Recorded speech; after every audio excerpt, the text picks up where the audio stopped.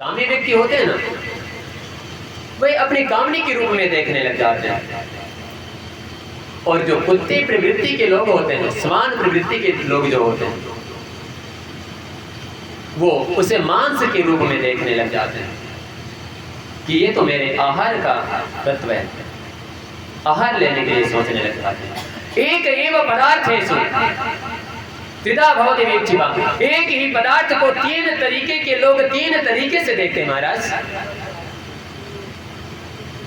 इसलिए सावधानी रखें, लेकिन ऐसा ना हो माता जी कि किसी सत्पुरुष का हम लोग अनादर कर बैठे। इसीलिए शास्त्रकारों ने कहा है, पर कभी कभी क्या है ना, हम लोग दूसरे के कहने पर अधिक चलते हैं ना माता जी। पड़ोसी यदि कह दे तब तो क्या है, जो सखी ने कहा है वही सत्य है। घर में पतिदेव खूब चिल्ला रहे हैं, कौन माने, तू चला। हर दिन ऐसे बोलते हैं, है ना। ये पतिदेव हमेशा बोलते ही रहते हैं ऐसा। लेकिन देवियों से यदि पड़ोस की कोई देवी बोल देना, फिर तो क्या कहना महाराज, वही सत्य हो जाता है, जैसे ब्रह्मा ने या आकाशवाणी हो गई हो। नहीं माता जी, ऐसा भी नहीं होना चाहिए, है ना। शास्त्रकार कहते हैं, यस्य प्रज्ञा स्वयं नास्ति,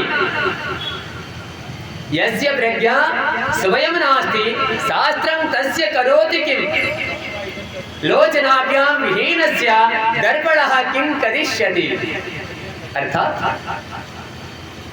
जिसके पास स्वयं का विवेक नहीं ना माता जी, यस्य प्रज्ञा स्वयं नास्ति शास्त्रम तस्य करोति किम। मैं आपको लाख भागवत नहीं वेद भी सुना दूं, गीता भी आप सुन लीजिए, लेकिन यदि आपके पास स्वयं का विवेक नहीं ना माता जी, तो शास्त्रम तस्य करोति किम, उस व्यक्ति का शास्त्र क्या कर सकता है। लाख लोग सुनाते रहे, खूब सारे शास्त्रों का आपको ज्ञान दिया जाए, उस शास्त्र का कोई अर्थ निकलेगा क्या। जैसे लोचनाभ्याम विहीनस्य, किसी अंधे व्यक्ति को दर्पण दिखाना माता जी, लोचनाभ्याम विहीनस्य दर्पणः किं करिष्यति। अरे यदि कोई व्यक्ति अंधा ही है और उसको यदि फिर जो है कांच दिखाया जाए, दर्पण दिखाया जाए, उसके लिए क्या मतलब का है माता जी। इसलिए यस्य प्रज्ञा स्वयं नास्ति शास्त्रं तस्य करोति किम, लोचनाभ्यां विहीनस्य दर्पणः किं करिष्यति। आपको स्वयं की मेधा का प्रयोग करना चाहिए, विवेकवान बनना चाहिए। और शास्त्र केवल यही बात सिखाते हैं कि आप विवेकी बनिए। जब कभी आप बहुत से प्रपंच में फंस जाए, सही और गलत का निर्णय ना ले पाने में सक्षम हो ना माता जी, अपनी आत्मा की बात सुननी चाहिए। दूसरे लोग तो वैसे भी पैर खींचने के लिए लगे ही है ना माता जी, वैसे भी लोग लगे हैं। और ईर्ष्या तुम्हारा आज के डेट पर इतनी प्रबल हो गई है, फिर क्या कहना।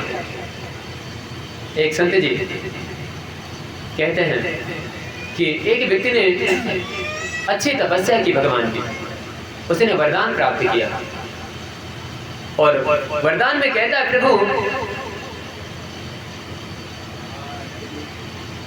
मैं आपसे वरदान चाहता हूं। भगवान ने कहा, तुम एक कोई भी वरदान मांग सकते हो, केवल एक ही वरदान मांगोगे।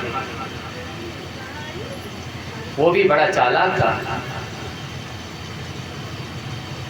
कहता प्रभु एक ही मांगूंगा, मुझे और ज्यादा की आवश्यकता भी नहीं है। ठीक है तो मांग लो। तो कहता है, प्रभु बस इतना ही दे दीजिए, जब जहां जैसे जितनी मन के अनुसार मुझे आवश्यकता लगे, जिस तत्व की, उतना मुझे प्राप्त हो जाए, इसके अतिरिक्त मुझे और कुछ नहीं चाहिए। क्या माता जी, क्या मांगा। जब जहां जैसा जितनी मन के अनुसार जो भी मुझे पदार्थ की तत्व की आवश्यकता हो, वो मुझे प्राप्त हो जाए। एक ही वरदान है, मांग तो सब